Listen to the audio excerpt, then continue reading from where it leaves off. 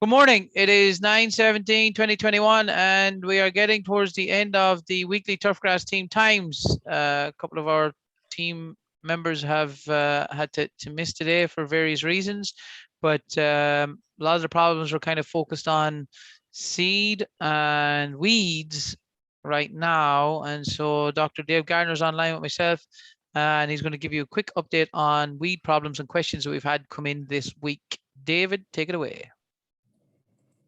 All right, good morning, everybody.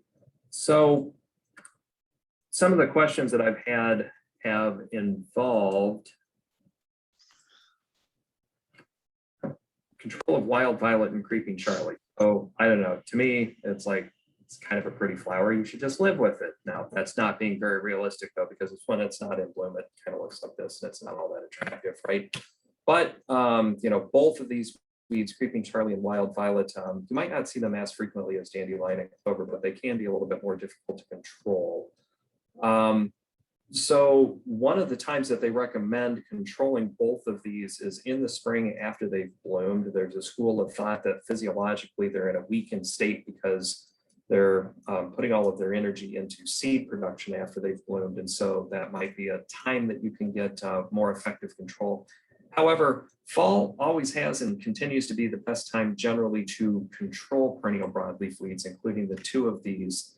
And so if you have them now, this is the time to attempt those applications. Well, now through the first part of November. Now, when it comes to ground ivy or wild violet, or for that matter, Canada thistle, that's another one that's more difficult to control. The herbicide options, unfortunately, there's not one whiz bang, this is the product that you should use. It tends to vary by population or location as to what the most effective product is.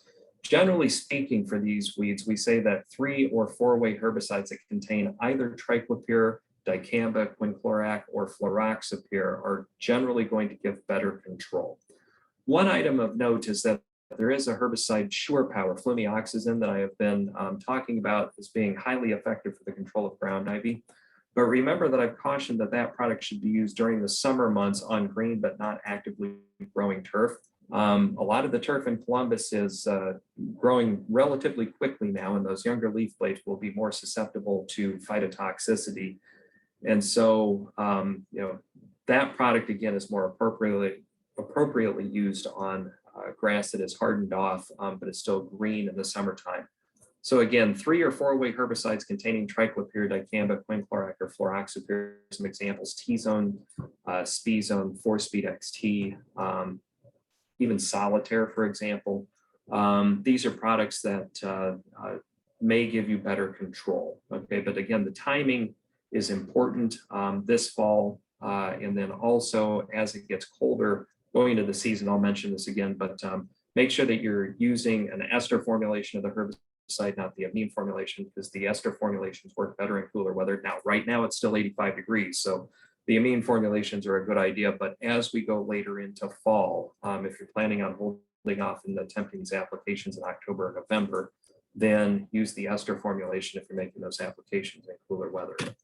Now, a question that I had this week was, after a post-emergence herbicide application, can I expect the seed head on a goosegrass plant to be unviable after the plant has died?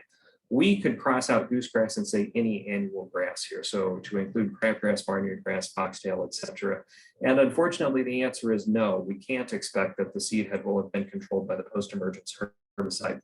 One of the reasons that these weeds are so successful is that they tend to have a mechanism whereby the seed, at least some of the seed, matures very, very quickly.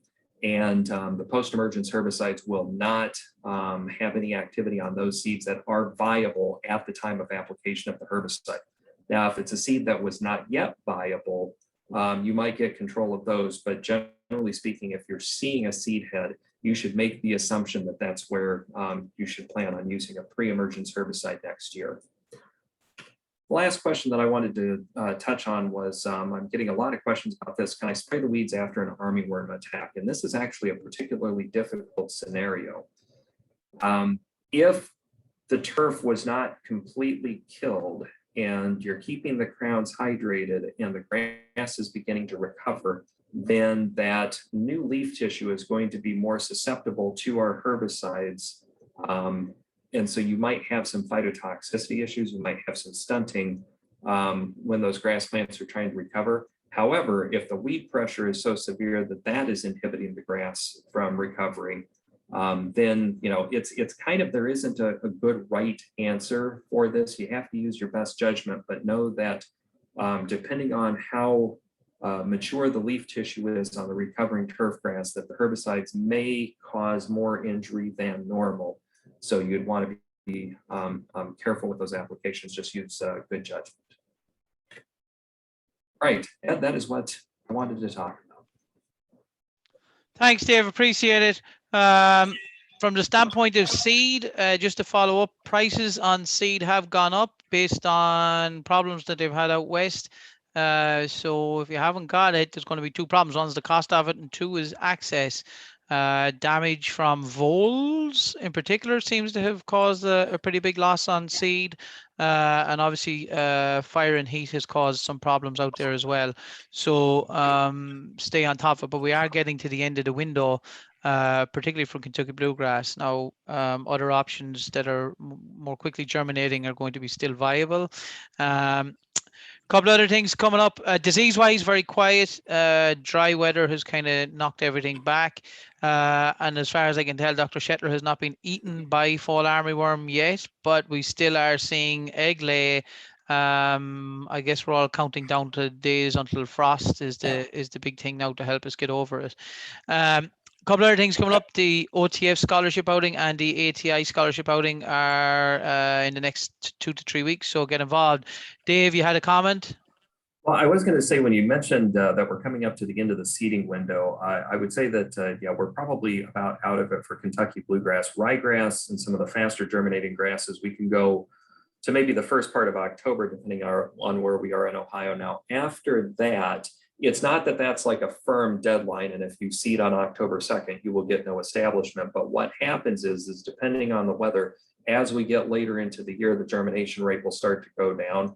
And particularly, one of the things that I've seen happen, at least around here, is that if there's any annual ryegrass in the mix, and hopefully that's not something that you're seeing in, like mixes from professionals, professional suppliers, but if you have any annual ryegrass in the mix, what can happen is that you go out, you put seed out on October 15th, and the only thing that germinates is the annual ryegrass, which provides a fine cover until the following June, after which it goes away, and then you're starting over again.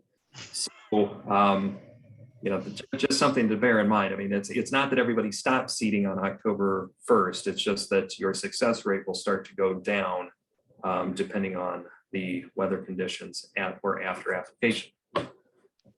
Thank you, David. Okay, other things to keep in mind, the annual OTF conference is coming up. We do have a focus on labor issues, along with Dr. Shetler talking about more fall armyworm. We got Dr. Jim Kearns coming in, Dr. Tom Nicolai, Dr. Doug Richmond coming in, amongst others. So it's lining up to be a pretty darn good show. And currently we are in person at the Columbus Convention Center. Let's hope we can get over the line on that one. Okay, folks, we'll be back next week. Do expect when we get to the end of the month, however, we're going to start to probably restrict these to once every 2 weeks, and probably at the 1st of November, then we may do one more after that, but we're starting to run out of stuff to talk about is basically it. Hopefully, because it means if we haven't, it's still stinking hot and we're all trying to survive for another month or two, which is not what any of us want to do. Well, it's kind of a funny thing. It's like once October rolls around, it's like the insect and disease issues mostly go away, and then it becomes, your fall agronomic practices with weed control. And so a lot of these sessions might end up looking like this one. Two faces that nobody wants to see.